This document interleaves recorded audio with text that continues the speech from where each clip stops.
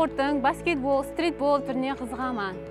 Бір күні үйде отырсам, махаллеміздің жастар жетекшісі келіп, спорттың стритбол, баскетбол түрінен жарыс барлығын, бес басылама олимпиадасының жарысы бар екенін айтты. Мен хам сол арқалы өзімнің махаллемдегі, мысалы, махаллемде спортқа қызығатұғын қызларды, белсенді қатынасатын қызларды спорттың стритбол түріне қатынасуға шақырдым. Хам олардан бел стритболға қызығушылығын айтып, менімен біргелікте қатынасатығын болды. Хам өзімнің шаңарағымда да келінімізбенен біргелікте қатынастық.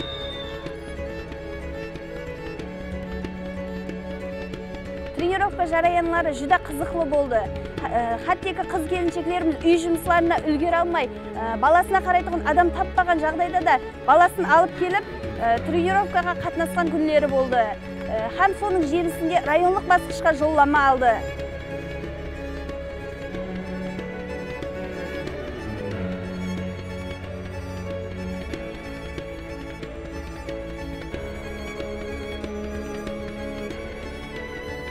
Біздер Тақтакөпір жастары бірінші орынды жеңіп алып, республикалық басқышқа жоллама алдық. Яғни республикалық басқышымыз Самарқанд уалаятында болып өтті.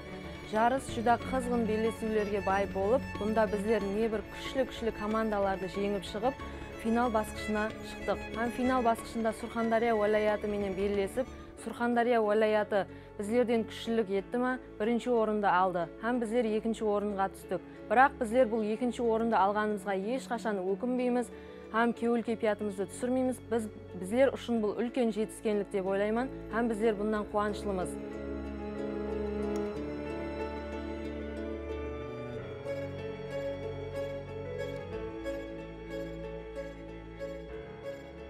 Спортқа тарту, қызықтыру мақсатында бес басылама олимпиадасының көркемдестірілуі біздерге ұқсаған шеткі ауылларда, районларда жасаушы жастарға кең имканиятлар есігі ашылып десем қателеспеймін.